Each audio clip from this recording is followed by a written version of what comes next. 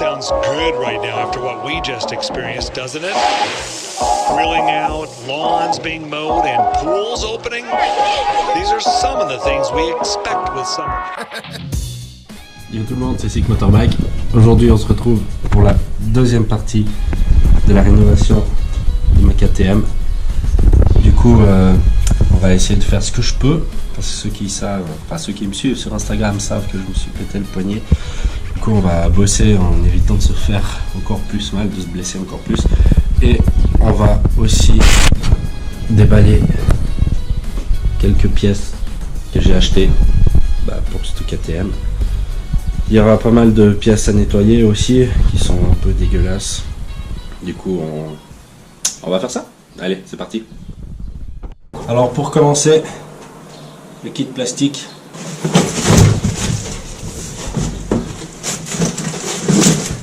Alors j'ai pris un kit plastique plus ou moins complet chez Serbi. Un sabot moteur tout neuf, parce que l'ancien il a pris un peu cher. La bavette en noir.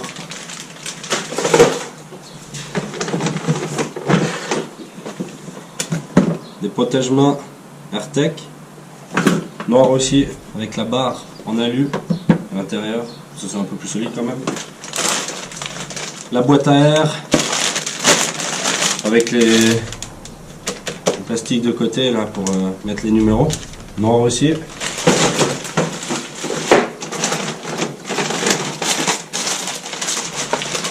Les caches de boîte à air.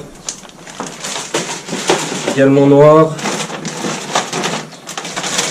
Les ouïes de radiateur.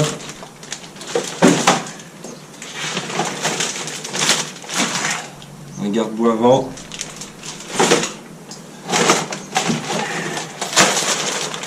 Des protège-fourches. Il faudra aussi modifier un petit peu pour passer les roues Supermoto. Des caches de bras aussi en noir.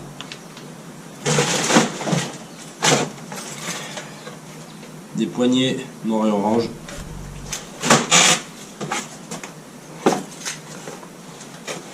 Tout ce qui est patin de chaîne, guide chaîne et tout ce merdier. Et le kit de protection en alu pour venir coller derrière le plastique qui viendra à côté du pot d'échappement. Ensuite, bien entendu, le cadre repeint, enfin, qui a été sablé et thermolaqué, couleur orange KTM. S'il y en a qui veulent savoir, le RAL, c'est le RAL 2009, la couleur là, si jamais. J'ai commandé tellement de trucs, je sais plus ce que j'ai. Voilà. Protège disque pour l'arrière. Orange anodisé bien sûr.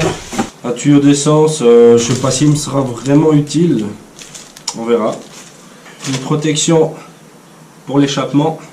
Ça c'est un tendeur de chaîne de distrib avec son joint. C'est ce qui me restait de ma toute première EXC. Mais comme le moteur est en excellent état, ça m'étonnerait que j'en ai besoin. Béquille orange anodisée qu'il faudra couper pour la raccourcir vu qu'on sera monté en Supermoto.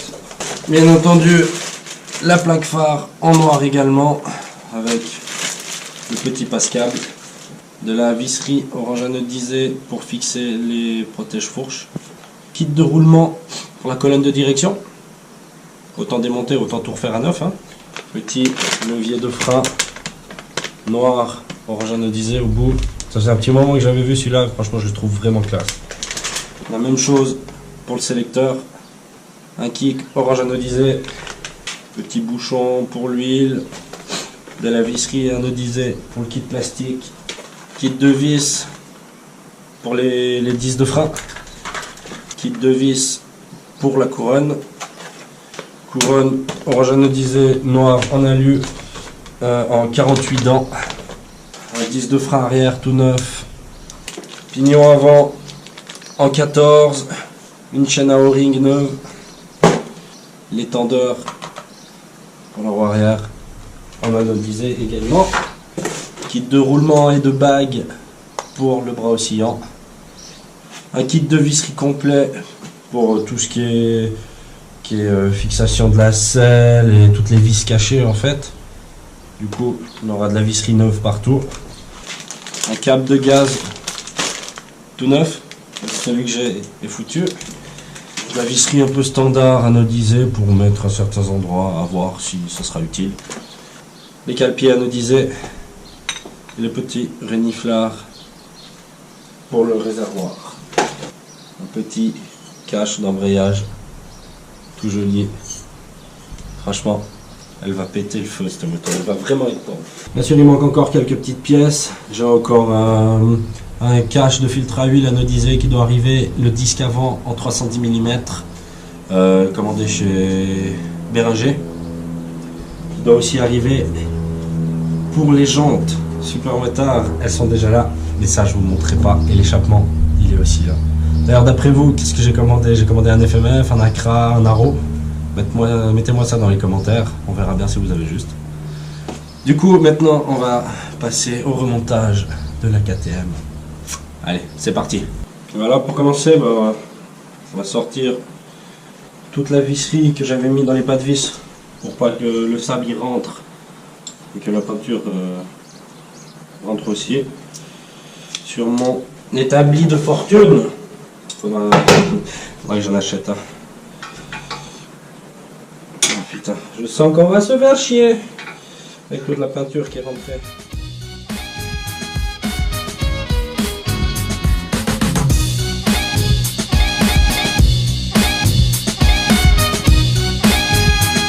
Ça commence bien.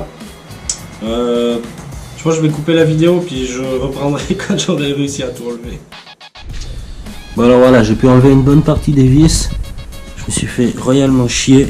Il en reste encore 4. Là il y en a encore 3 et là il y en a une ici que j'arrive pas à enlever. Du coup il faudra que je prenne la meule ou que je trouve un moyen pour les sortir. Ça va trop me faire chier. Mais ça je peux pas faire aujourd'hui parce qu'on est dimanche, du coup faut pas faire trop de bruit. J'en ai profité pour remettre les petits manchons là pour les petits refroidissements. Maintenant je pense que je vais m'attaquer au bras oscillant. Du coup beaucoup de nettoyage sur le bras oscillant. Et puis sortir les axes, les douilles, changer les roulements et tout ce merdier. Allez, on va faire ça. Tu viens là, hop. Voilà. Ça. Oh quel merdier. Voilà.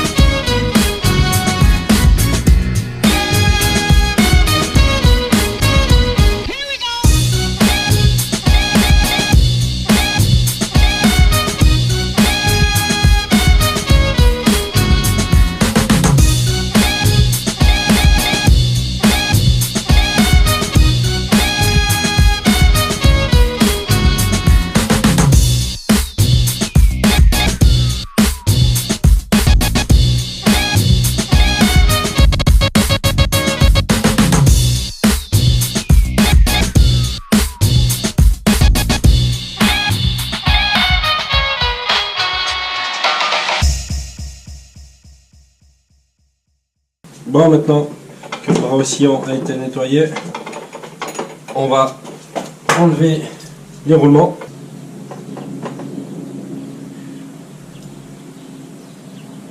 Oui. Voilà, petite astuce pour réussir à sortir les roulements à aiguille. Une tige filetée, bon moi j'ai pas une assez grande parce que normalement le top ça serait de mettre encore une douille là en fait. Et puis après la tige filetée qui sort là avec un écrou et de serrer. Et en fait la petite douille là va rentrer et pousser les roulements à aiguille dehors. Du coup moi j'essaye comme ça, j'arriverai à le sortir un bout et puis après je devrais un peu improviser.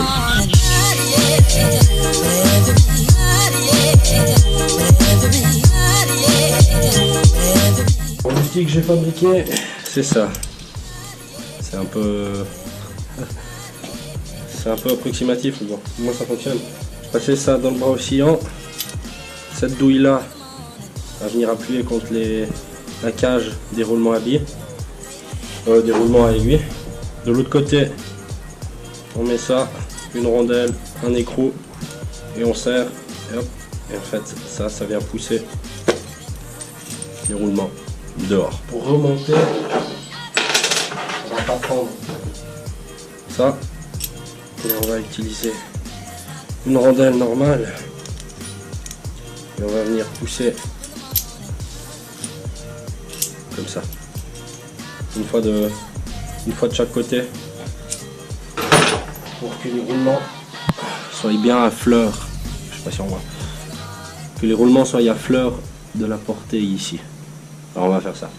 Du coup, les roulements ont pu être montés, ils sont là-dedans. J'ai réussi à monter déjà un côté, je ferai l'autre côté après. Bien entendu, les roulements sont graissés, hein, aussi, avec de la graisse Motorex 219, de la graisse universelle, la graisse blanche. Bon, après passer 2 heures, j'ai réussi à changer tous les roulements, toutes les douilles sur le bras oscillant, à remonter tout ça. Je me suis fait royalement chier. Du coup, le bras oscillant, pour l'instant, on va le mettre de côté. Et maintenant, on va s'attaquer à la colonne de direction. Du coup, on va démonter ça, sortir le T de fourche supérieur, changer tous les roulements, les joints, regraisser comme il faut, lancer ça dans le cadre, serrer au couple. Et ensuite, on mettra les fourches.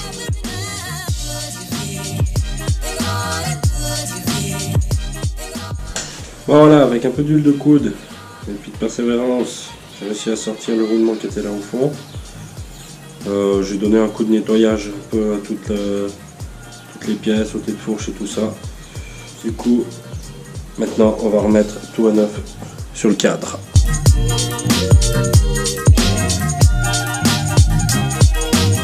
Bien sûr, moi je graisse les roulements.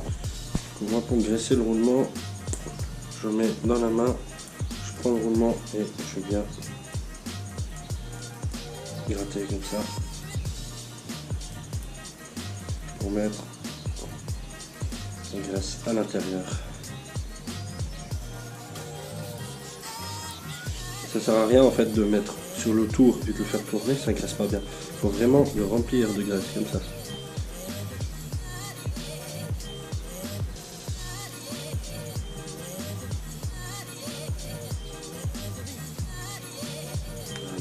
Là, il est bien rempli. On peut graisser autour.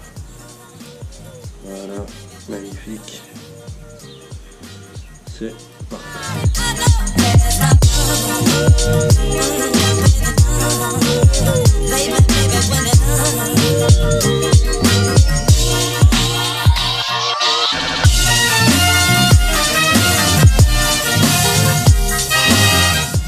On contrôle la hauteur.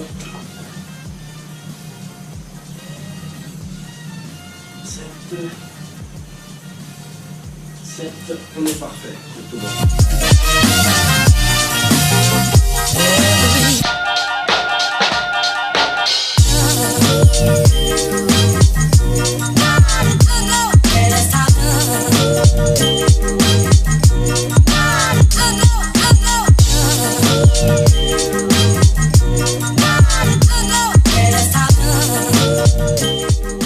Voilà.